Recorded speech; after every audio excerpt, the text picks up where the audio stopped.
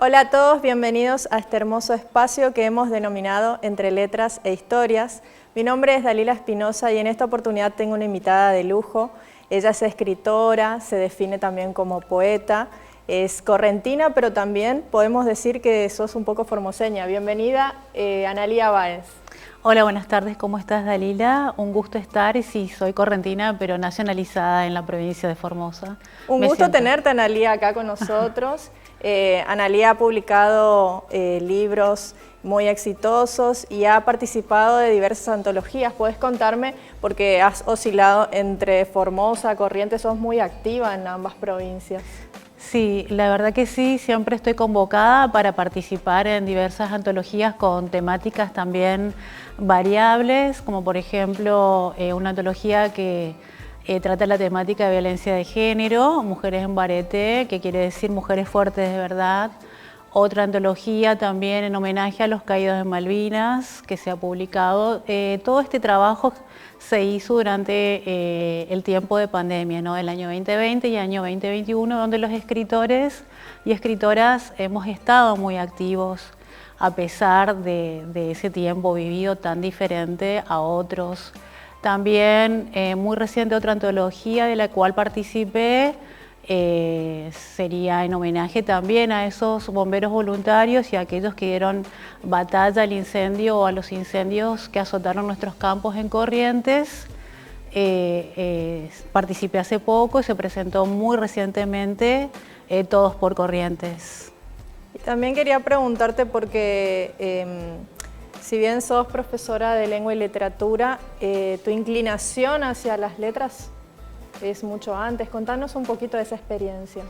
Sí, digamos la inclinación, el interés por la escritura nace mucho antes de mi vocación como docente, desde muy pequeña o adolescente, más que nada, sobre todo en la etapa de la adolescencia, en donde me defino o se define, digamos, el arte de la escritura un poco estimulado por mi entorno, a través del juego. Cuando era niña, en casa se leía mucha poesía, tenía al alcance libros y bueno, con mis primos jugábamos a la maestra, a recitar, a memorizar poemas. Por eso es que aparece la poesía como el género, digamos, que predomina o con el cual me identifico inmediatamente a la hora de escribir.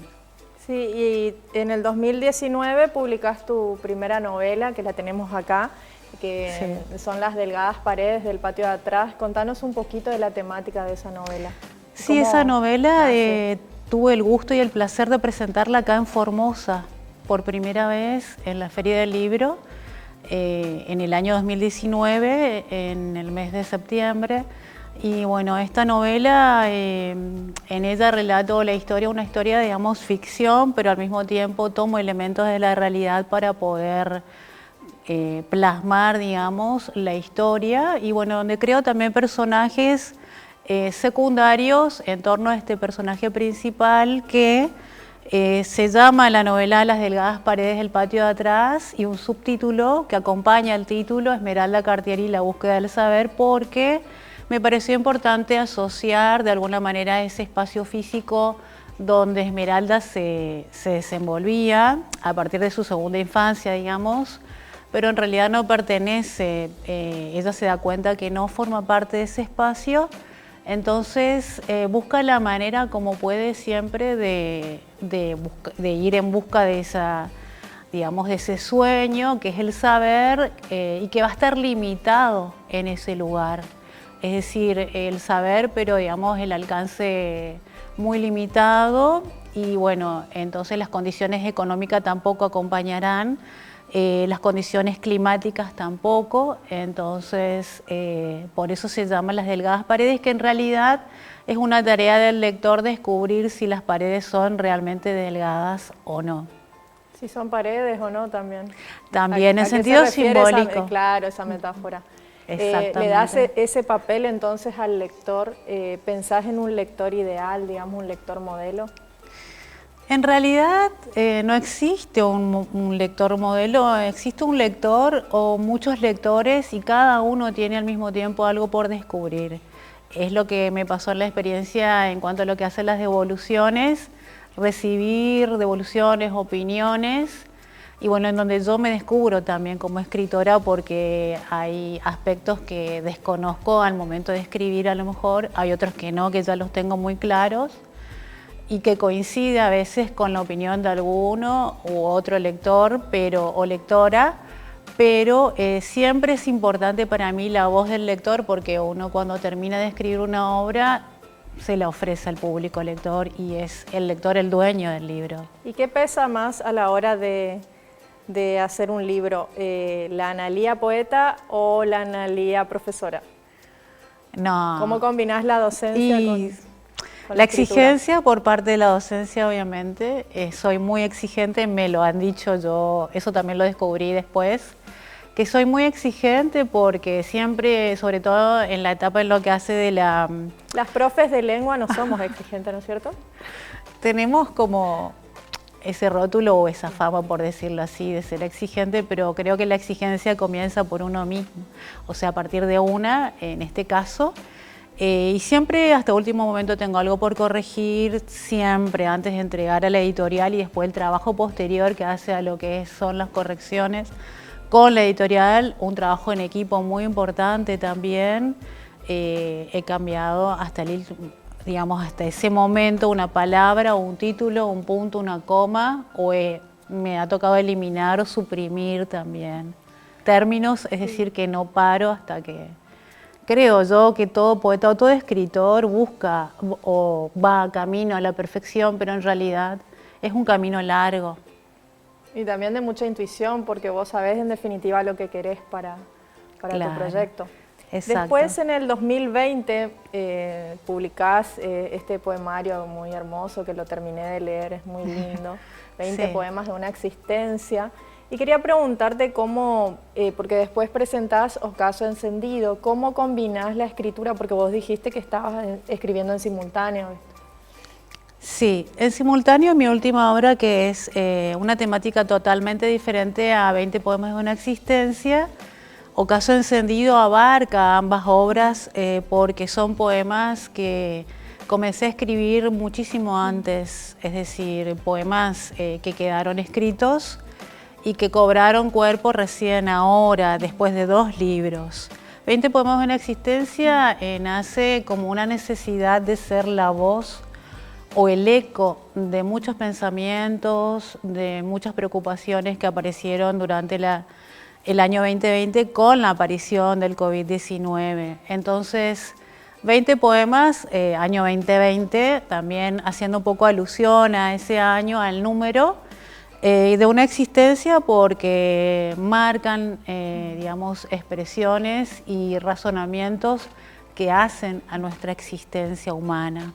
Pero en contacto con la naturaleza, en donde me di cuenta que necesitamos de la naturaleza para darnos cuenta también de que existimos como humanos. Exacto, porque aparte se pueden ver también tus gustos por las corrientes existencialistas como Jean-Paul Sartre.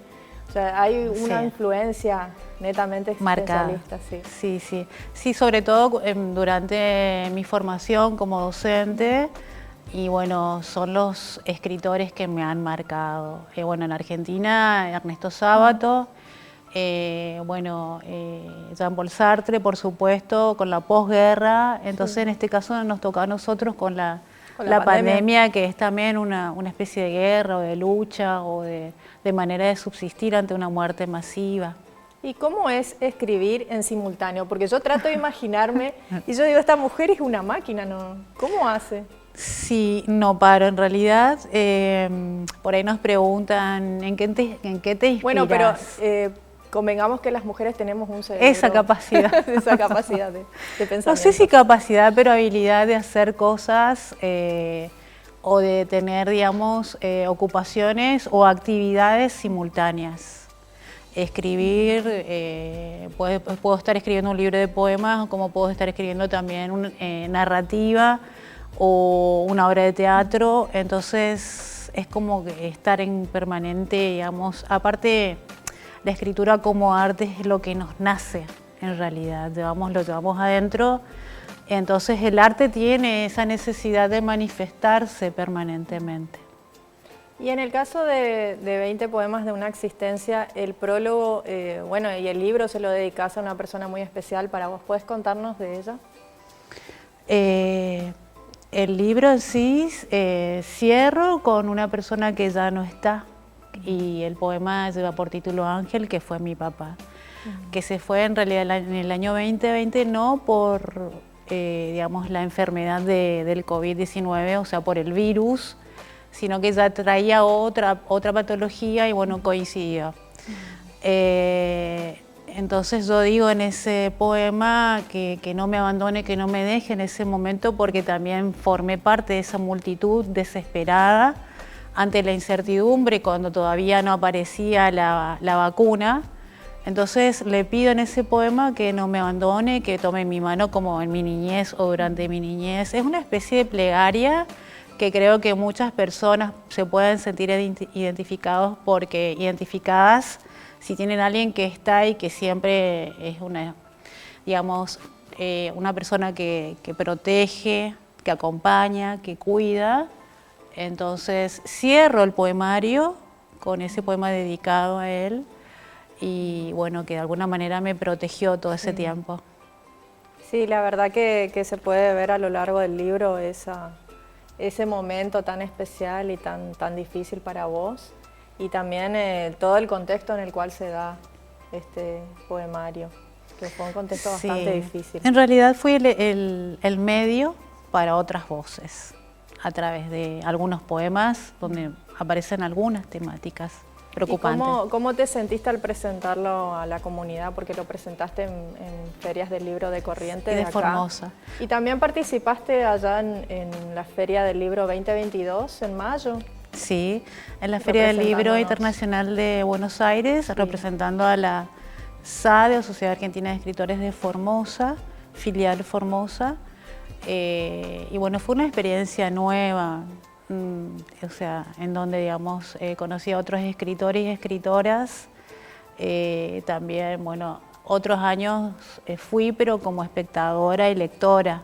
Este año me tocó ir como representante. ¿Qué te significó? Porque a mí no me alcanzaría. Y es como que en el momento, sí, mucha alegría y mucha emoción y de vivir lo mejor que pueda esa experiencia, porque fui acompañada de compañeras y compañeros de acá de Formosa, escritores y escritoras, que cada uno también tuvo esa posibilidad de leer su escrito, de presentar y de compartir con el público presente de otras provincias sobre todo, ¿no?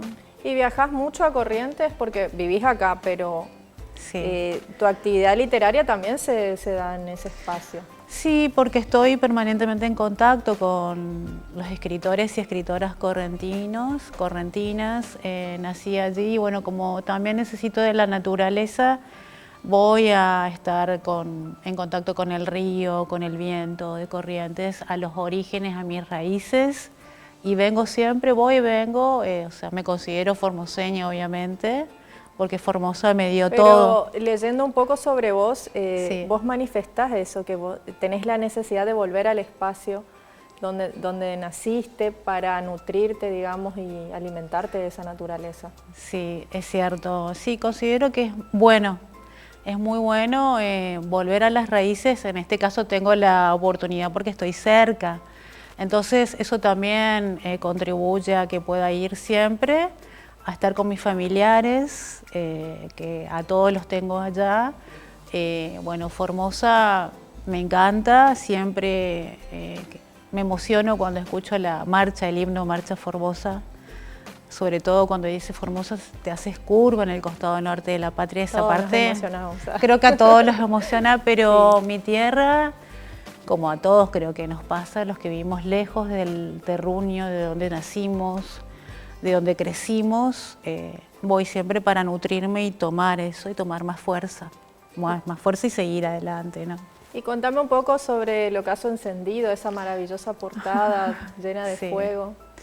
Sí, Ocaso Encendido, bueno, la portada es de una autora, artista plástica correntina que me hizo las 3 tapas.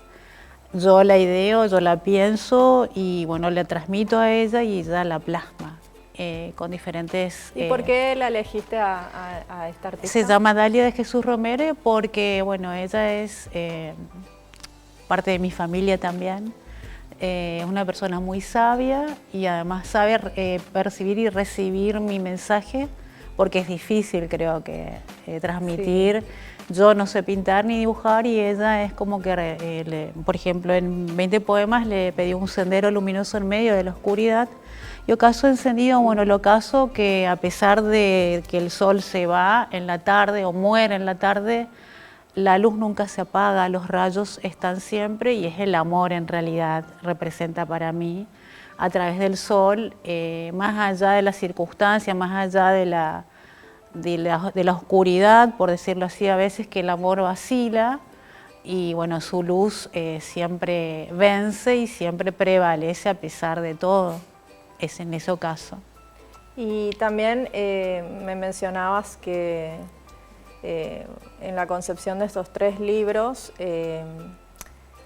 las ediciones estuvieron a cargo tuyo. ¿Cómo te significó todo ese proceso? Sí, en realidad es como que lo fui aprendiendo y sigo aprendiendo a través de las distintas presentaciones, en donde hay un trabajo, como comenté, con la editorial, pero es una responsabilidad más de mi parte porque, bueno, por ser profesor. Autogestiva. Autogestiva, sí, autogestiva porque, como bien lo dijo el prologuista de 20 poemas, que es docente también, colega nuestro, correntino, que soy una trabajadora incansable de las letras, es decir, que trabajo, pero es un trabajo placentero, porque las letras, digamos, me nutro de la palabra y bueno, y transmito a través de las palabras, ¿no? ¿Y llevas la poesía al aula?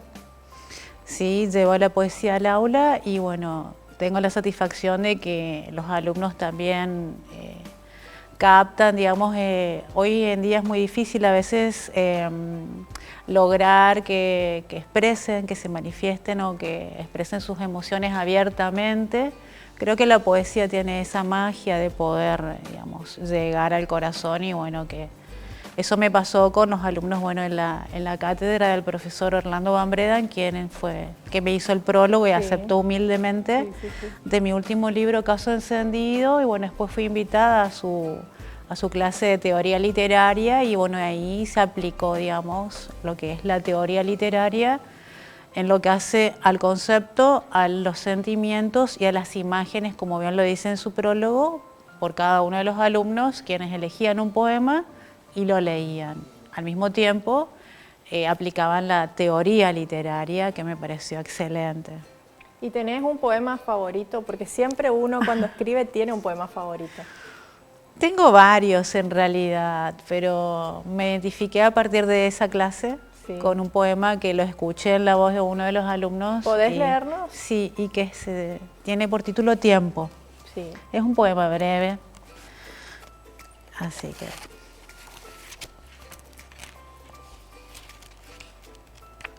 Entonces te sentís más formoseña que correntina, ¿no es cierto? Y tengo en la sangre guaraní y estoy nacionalizada con el suelo formoseño. Sí. Bueno, tiempo. Antes de salir al viento, esperaré en la esquina de la luz temprana.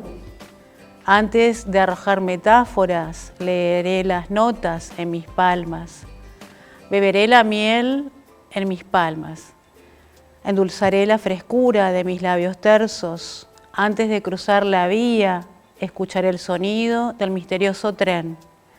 Antes de dormir a oscura, visitaré las sábanas de la luna en plata. Ay, qué hermoso, qué hermoso, qué hermoso, qué hermoso. Muy lindo, muy lindo. Sí, es uno de mis preferidos, aparte de otros. ¿Y por qué decís que cuando lo recitó otra persona te gustó más? Y porque le da el sentimiento propio de cada lector. Por eso siempre repito que los lectores para mí son los que le ponen el punto final a un poema, a una historia, a un relato. Y lo escucho distinto, es como que a veces yo creo que no le doy esa tonalidad o esa emocionalidad que le puede aportar otra persona. Sí, eso es lo que sucede con el encuentro autor-lector, que es esa magia que sucede, es única. Y sí, contame un poquito cuáles son los proyectos en los cuales estás abocada actualmente. Sí, actualmente continúo el segundo volumen, estoy escribiendo de la primera novela, que me la están pidiendo porque pasaron casi 3 años.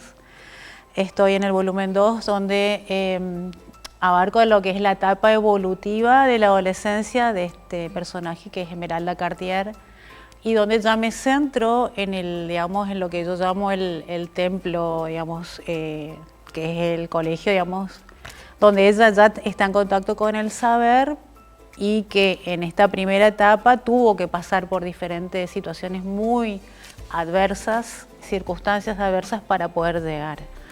Y ya el espacio físico no van a ser las delgadas paredes, sino el templo real donde está en contacto con el saber, la amistad y bueno, y otras situaciones que se van sucediendo con personajes que voy creando a lo largo de la historia. Y un poemario que es un homenaje. ¿Pero en qué momento haces todo? Y a veces, una vez me preguntó el profesor Van Bredan justamente cómo escribía yo, si en la tranquilidad, si en la noche. Antes escribía mucho durante la noche. Ahora no es como que busco. Nada. No, un rato y después me voy a descansar. No, jamás amanezco. En pandemia sí, porque teníamos todo el tiempo, pero ahora busco la luz. Y bueno, estoy escribiendo la novela, dejo y a veces voy a los poemas porque tengo, digamos, los archivos abiertos, las carpetas. Un homenaje que creo que le debo realmente a mi provincia, un homenaje a Corrientes, que son poemas. Sí. Y la novela que estoy tratando de culminar para poder presentar. En cuanto a la novela, bueno, se advierte también una fuerte predilección al realismo. ¿Qué es lo que te atrae del realismo? Sí, me encanta. Bueno, el realismo, como bien también sabrás, bueno, los autores me marcaron, los franceses, bueno, Balzac, Flaubert sobre todo, representar una realidad más allá de la ficción y bueno, ir a esos espacios naturales, también urbanos, en permanente acción, es decir, esos lugares donde los personajes están en permanente acción, digamos, o interacción al mismo tiempo, e ir un poquito más a toda situación, digamos, que a veces, como en este caso, está asociada a los lugares, ya sea de carecer, por ejemplo, como pasa también acá con Esmeralda, de carecer no solamente en lo que hace a las necesidades básicas y primarias o lo que hace a lo económico, por decirlo, también de carecer de algo interno en este caso, sí, de asociar espacios, lugares con, digamos, la realidad.